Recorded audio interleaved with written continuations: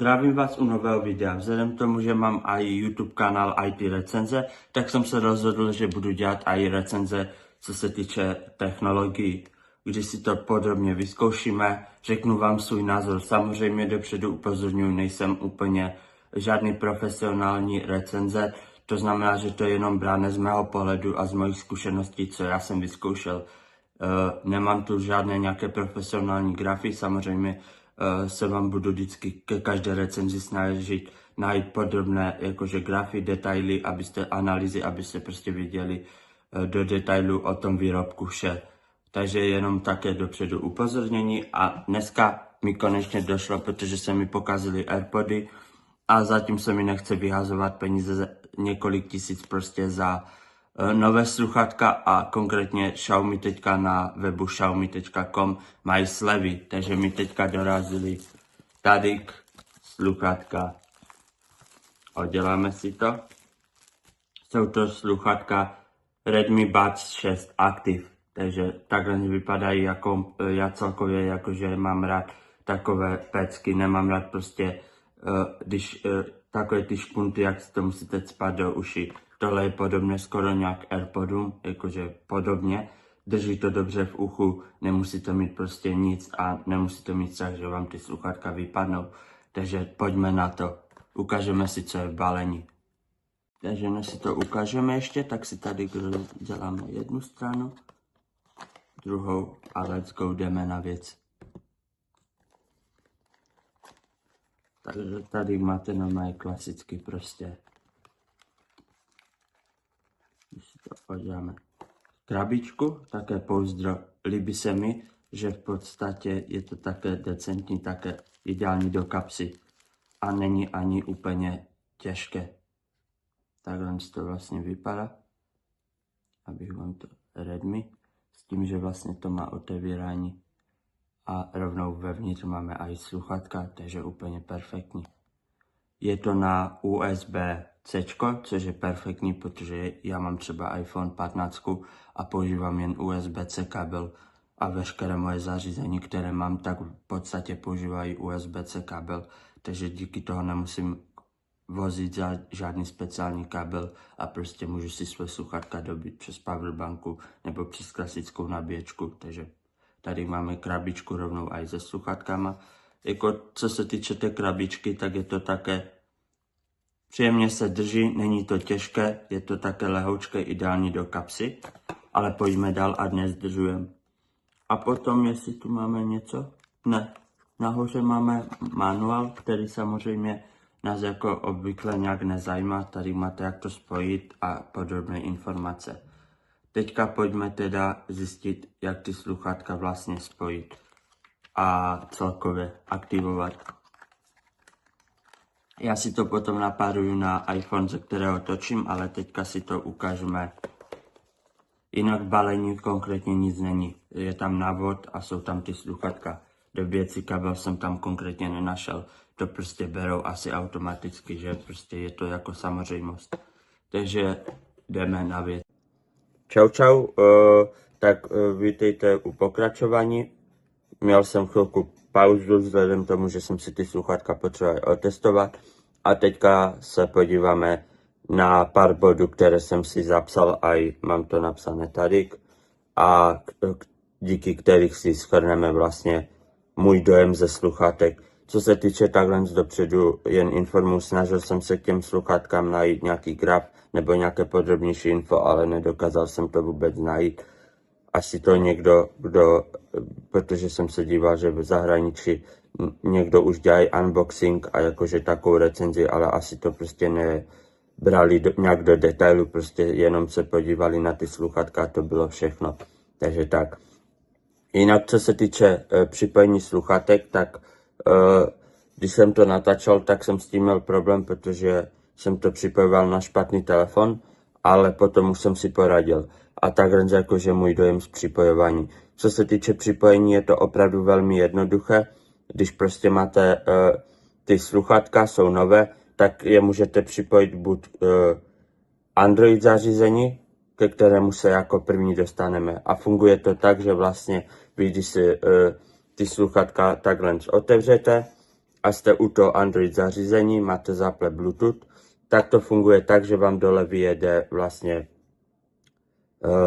notifikace, kde je napsáno, že vlastně, jinak mimochodem tu notifikaci uvidíte tady, takže abyste viděli konkrétně, jak to vypadá, tak vlastně tam je napsané, že ty Xiaomi Redmi Buds 6 Active, takže fungují tak, že vlastně, když je připojíte ke svému prvnímu Android zařízení, tak ty sluchátka automaticky se spárují vlastně k vašemu Google účtu. To znamená, že vlastně potom byste neměli mít problém, když máte přiřazený vlastně k tomu účtu ještě třeba druhý telefon a tablet, tak mezi těma zařízeníma přepínat velice jednoduše. Takže což je jedna velice příjemná věc, protože se mi to velice líbí, že v podstatě nemusím to potom nějak komplikovaně párovat, ale jednoduše prostě už ty sluchátka jsou přiřazené k tomu účtu. To je za mě velice plusové a osobně se mi to strašně líbí, protože vím, že něco podobného vlastně má ekosystém Apple, kdy vlastně když si připojíte svoje AirPody, tak automaticky vlastně, když se přihlásíte na nový iPhone nebo iPad, tak ty AirPody jsou vlastně spárované i s tím dalším zařízením, což je za mě strašně intuitivní a je to velice super.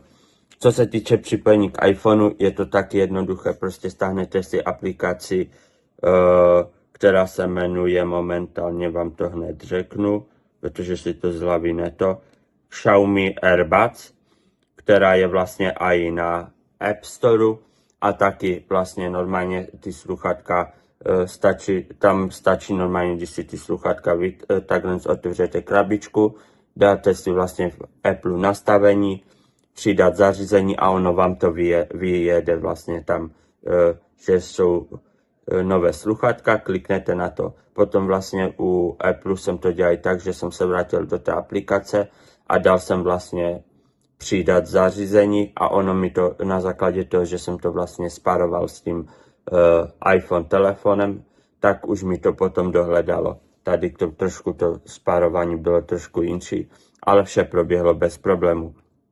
Takže takhle. Co se týče, jako mám tu napsané, že tu bych měl zmínit, abych na to nezapomněl, protože bych na to mohl zapomenout, tak nevýhoda těch sluchátek je akorát, že to nepodporuje Double Connect, asi takhle bych to řekl, a to znamená v principu to, že vím, že konkrétně Geekboy hodně takových sluchátek zkoušel, anebo ne sluchátek, myslím i, že to podporují vlastně Bluetooth reproduktory. Ale k věci, abychom se dostali, tak to funguje tak, že vlastně vy, když máte připojené vlastně ty sluchátka a máte připojené ke dvou zařízením, tak vlastně nemusíte komplikovaně, jak já teďka třeba, že jsem si na iPhoneu musel vypnout vlastně Bluetooth zařízení a musel jsem si zapnout tady na Samsungu, ale funguje to tak, že vlastně vy máte ty sluchátka připojené k obou zařízení zároveň.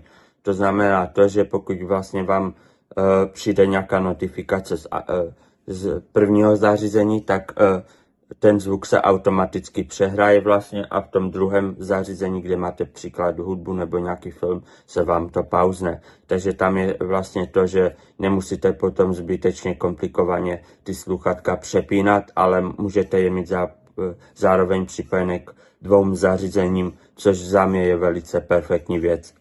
Ale bohužel to bychom chtěli moc, vzhledem k tomu, že ty sluchátka stály 400, což jako cena a výkon, tak za mě jako je to velice perfektní.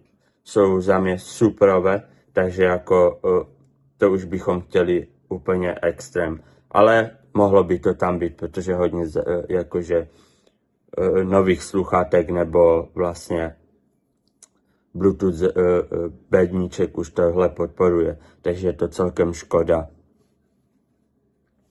Jinak takhle, co se týče vlastně sluchátek, tak tu mám, abych nezapomněl zhrnout, že vlastně v době, kdy jsem natáčel to první video, tu první část, tak jsem si potom schválně ty sluchátka hned dal, to znamená, že jsem je měl od 16:30 do 21:59. Tak když jsem ty sluchátka vytáhl, tak jsem viděl, že vlastně tam mám konkrétně nastavený efekt zvýraznění hlasu, což je za mě velice super efekt.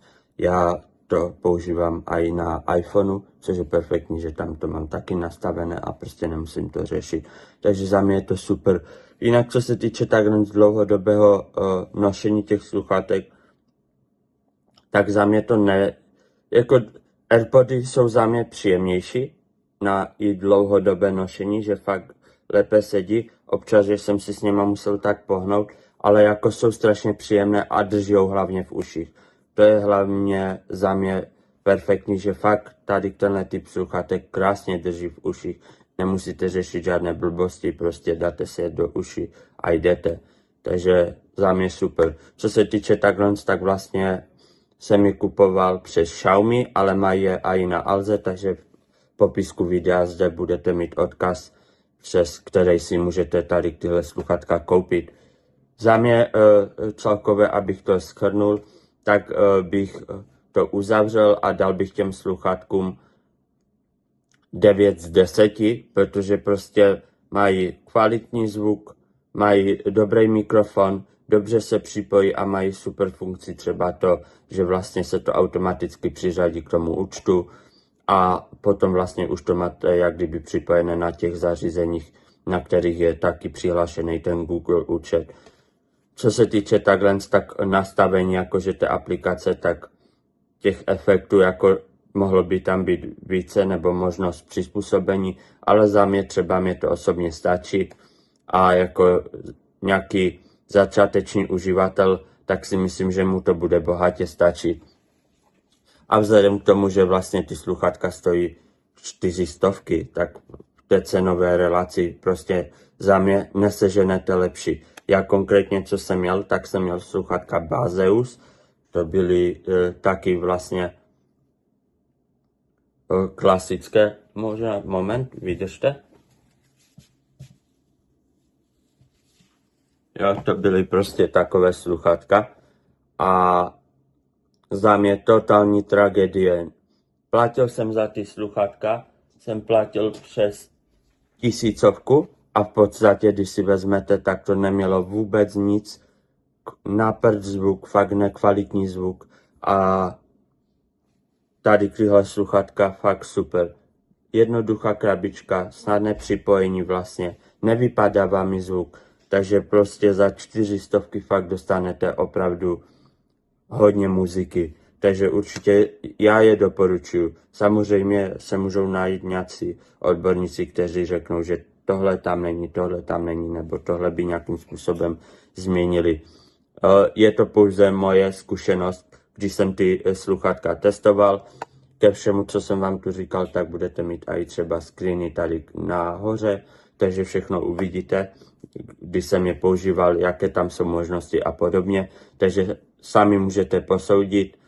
Snažil jsem se fakt tu recenzi udělat detailní a ty sluchátka otestovat. A jak říkám, za mě super. Ještě abych nezapomněl dodat, tak tu i funguje prostorový zvuk. Když jsem si pouštěl na TikToku, jak jsou ty 8D audia, tak i ten prostorový zvuk jako mohl by být lepší, ale jde tam prostě slyšet. Takže za mě jako super. Já nemám, co bych těm sluchátkám takhle vytkl, až na to, že tam není to double connection. A ještě, abych se podíval. No, jako kromě toho double connect tam fakt nic nemám jako negativní věc, protože prostě nemám co tomu vytknout.